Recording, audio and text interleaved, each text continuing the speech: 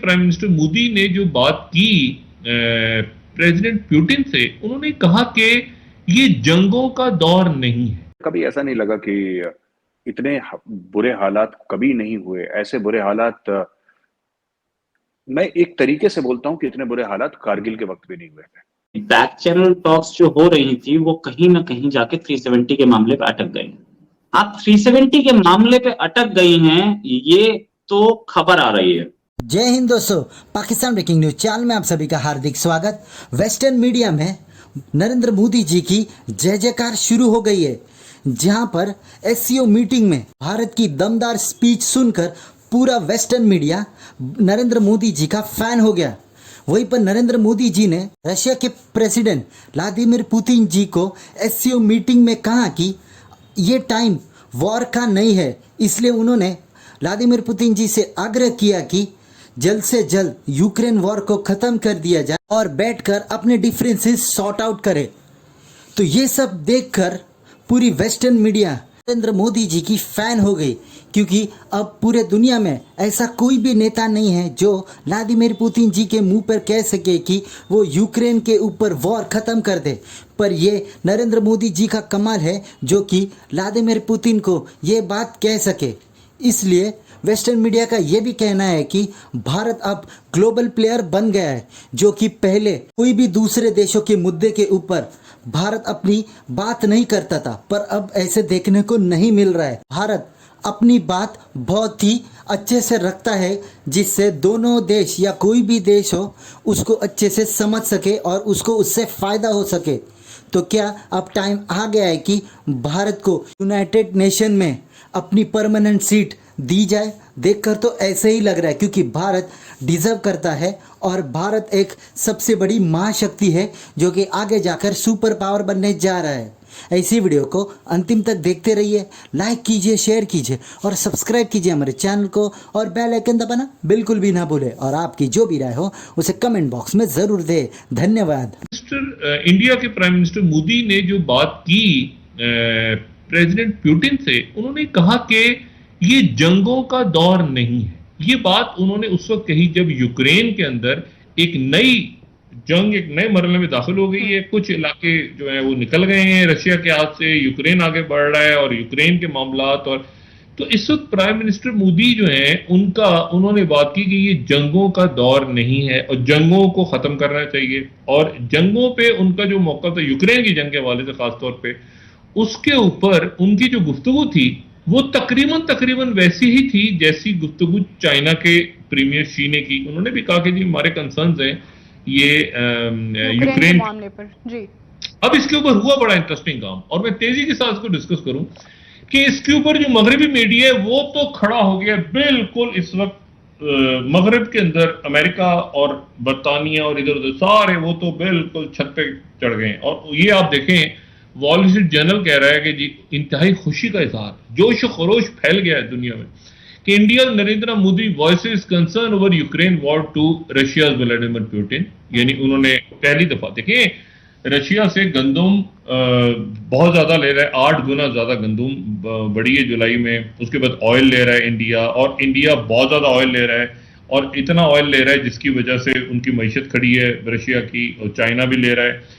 अब इसी को जनाब वॉल स्ट्रीट जर्नल ने ये कहा कि सॉरी CNN ये खबर दे रहा है कि और ये हुआ कि वहां पे सेक्रेटरी ब्लिंकन, हम कोट करते हैं, सेक्रेटरी ब्लिंकन ने कहा कि चाइना और इंडिया, ये जो तीसरी खबर है, चाइना और इंडिया के कंसर्न पुतिन की Ukraine war increases the pressure on Russia to end aggression.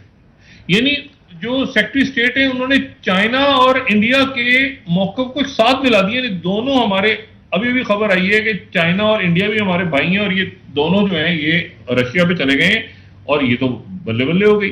बार पढ़ रहा हूँ जब से मैंने सीखा इंटरनेट, जब से आया भारत में, जब से मेरे पास इतना बड़ा डब्बा था साहब वो डेस्कटॉप का, तब से मैं देखता चला आया हूँ। लेकिन फखर साहब, मुझे कभी ऐसा नहीं लगा कि इतने बुरे हालात कभी नहीं हुए। ऐसे बुरे हालात मैं एक तरीके से बोलता हूं कि इतने बुरे हालात कारगिल के वक्त भी नहीं हुए थे। ओके। हाँ, जितनी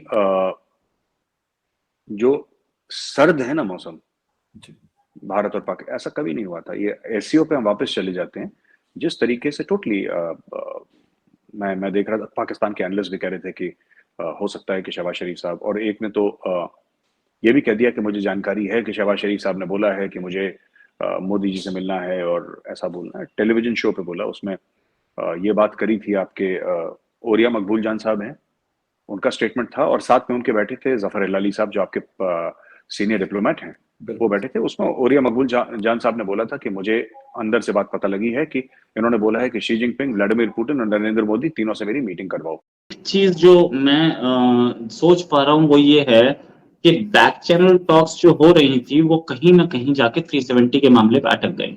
आप 370 के मामले पे अटक गई हैं, ये तो खबर आ रही है। कुछ और मामले जरूर हैं जिन पे वो अटक रही है, ठीक है। अब दूसरी चीज ये कि बातचीत होगी कि नहीं, there is a serious question mark on it. The reason being के मैं फिर वही बोलूंगा कि इलेक्शन कभी भी कश्मीर के इशू पे नहीं होगा, लेकिन फेस सेविंग जरूर है।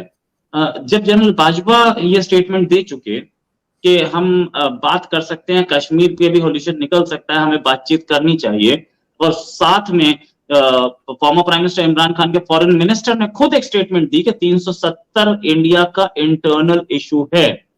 नेक्स्ट डे उन्होंने अपनी स्टेटमेंट पलट दी।